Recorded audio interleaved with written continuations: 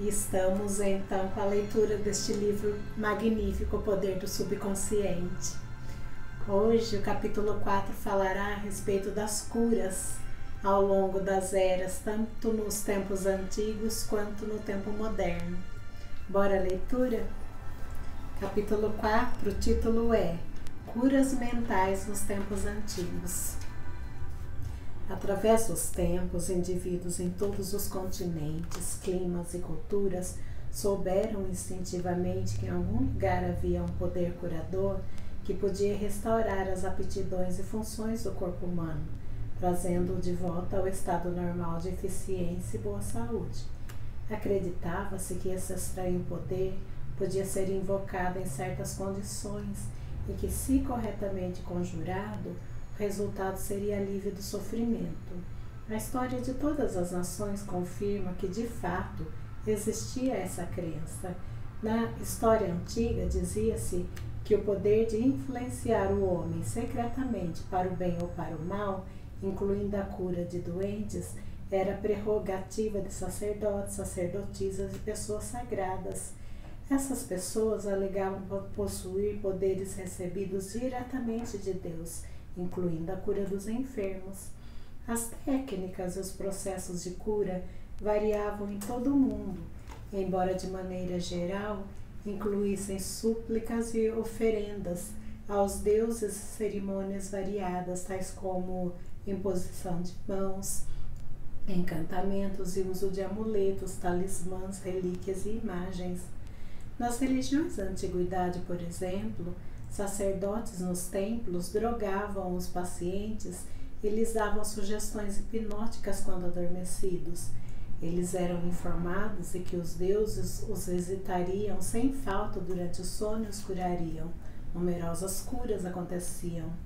Os devotos de Hécate recebiam instruções para misturar lagartos com resina, olíbano e mirra e triturar tudo isso ao ar livre quando a lua estava em quarto crescente. Após a execução desses ritos bizarros e misteriosos, eles rezavam a Deus, engoliam a poção já preparada e mergulhavam no sono. Se a fé era suficiente, viam-na em sono. Esse rito, que nos parece tão estranho, até mesmo fantástico, era frequentemente seguido por curas. Nos tempos antigos, o homem inventou numerosas e eficientes maneiras de ganhar acesso ao poder incrível da mente subconsciente e usá-la para a cura. Embora soubessem que esses procedimentos funcionavam, não sabiam como ou por que produziam resultados. Hoje sabemos que sugestões poderosas eram dadas à mente subconsciente. Rituais, poções e amuletos atraíam profundamente a imaginação do homem e facilitavam a aceitação pelo subconsciente das sugestões repetidas do curandeiro. O trabalho de cura, porém, era realizado pela própria mente subconsciente do paciente. Em todas as eras, curandeiros leigos obtiveram sucessos notáveis em casos em que a perícia médica tradicional fracassara e os pacientes haviam entrado em desespero. Essa situação nos leva a perguntar: de que modo esses curandeiros em todo o mundo faziam e fazem curas? A resposta é que as curas ocorrem porque a crença cega do doente libera o poder curador existente na mente subconsciente. Quanto mais fantásticos e estranhos os remédios e métodos usados pelos curandeiros, mais provável era que os pacientes acreditassem que algo tão estranho tinha que ser incomumente poderoso. A excitação emocional tornava-lhes fácil aceitar a sugestão de saúde, tanto pela mente consciente quanto pela subconsciente. Esse ponto será discutido em mais detalhes no capítulo seguinte. Relatos bíblicos de uso dos poderes do subconsciente. Por isso vos digo que tudo quanto em oração pedirdes, credes que recebestes, e assim será convosco. Mateus 11, 24. Releiam essa passagem e prestem atenção à diferença nos tempos dos verbos. Os verbos crer e receber estão no presente. ao passo que o assim será convosco está no futuro. O inspirado evangelista nos diz algo da mais alta importância com essa diferença aparentemente pequena na construção gramatical da sentença. Se acreditamos e aceitamos como verdade o fato de que nosso desejo já foi atendido e realizado, que já foi completado, sua realização se seguirá como algo no futuro. O sucesso dessa técnica reside na convicção profunda de que o pensamento, a ideia, a imagem já está na mente. Se queremos que alguma coisa tenha substância no reino da mente, ela deve ser pensada como realmente existente. No trecho bíblico temos, em umas poucas palavras enigmáticas, uma instrução concisa e específica sobre a maneira de usar o poder criador da mente, isto é, gravando no subconsciente aquilo que desejamos. Nosso pensamento, ideia, plano, objetivo são tão reais em seu próprio plano como nossa mão ou o coração no corpo. Ao empregar a técnica bíblica, varremos inteiramente da mente todas as considerações sobre condições, circunstâncias ou qualquer coisa que possa implicar resultado negativo. Estamos plantando na mente uma semente ou conceito que, se a deixarmos em paz, germinará sem falta e terá fruição externa. A condição em que Jesus insistia acima de todas era a fé. Repetidamente lemos na Bíblia: faça-vos conforme vossa fé. Se plantamos certos tipos de semente no solo, temos fé em que elas germinarão segundo sua natureza. É assim que se comportam as sementes e, confiando nas leis do crescimento e da agricultura, sabemos que elas brotarão segundo sua natureza.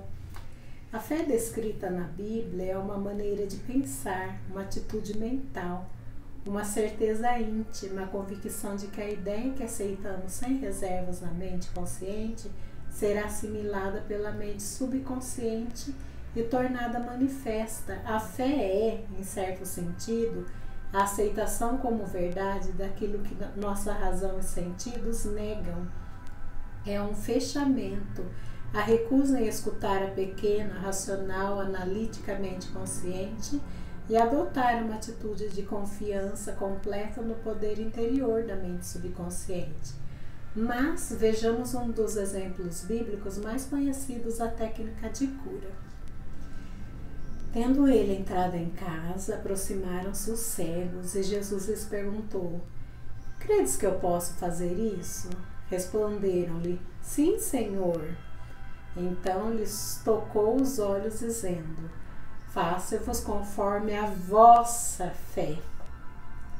E abriram-se-lhes os olhos, porém os advertiu severamente, dizendo: acautelai-vos e que ninguém o saiba. Mateus capítulo 9, versículos 28 a 30.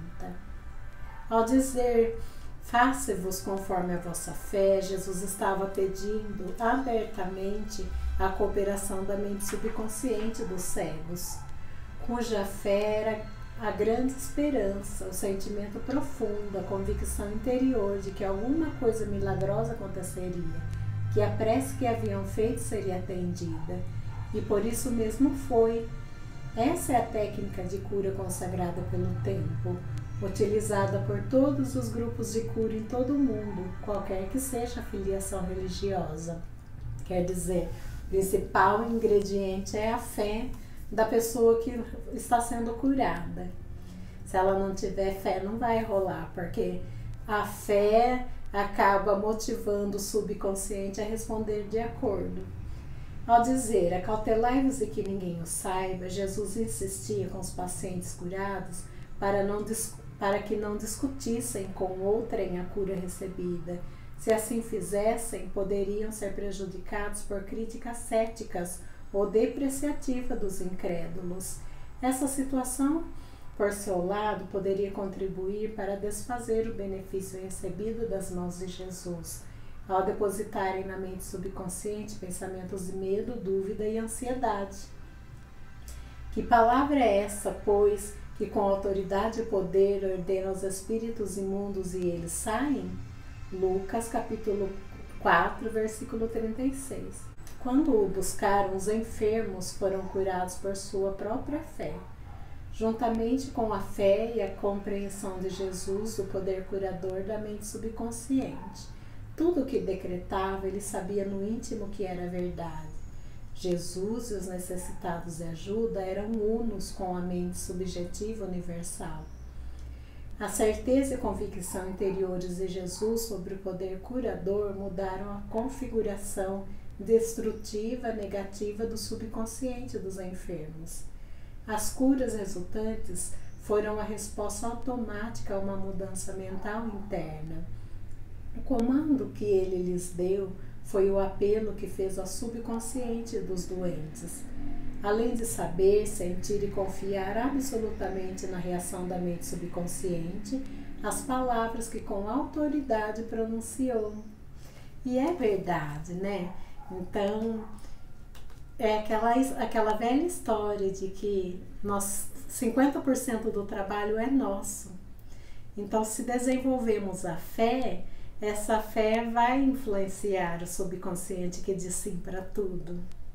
E achei interessante esse ponto, eu nunca tinha pensado, apesar de ter lido esse relato várias vezes, quando Jesus disse que não era para eles contar o que tinha acontecido a outras pessoas.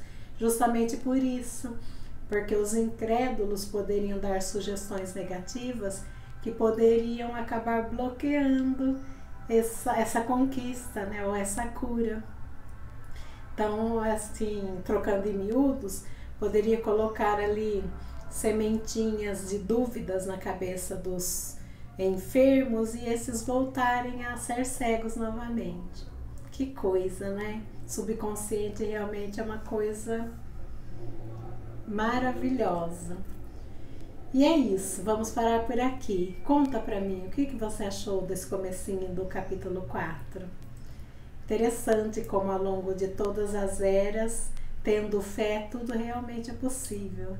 Inclusive nessas coisas bizarras, né? De triturar bicho com ervas, engolir, né? Fazer as poções mágicas, e elas acabavam funcionando porque estava ali a fé envolvida no assunto. Bom, eu vou esperar o seu comentário. Lembre-se, se ainda não for inscrito no canal, de se inscrever e ativar o sino das notificações.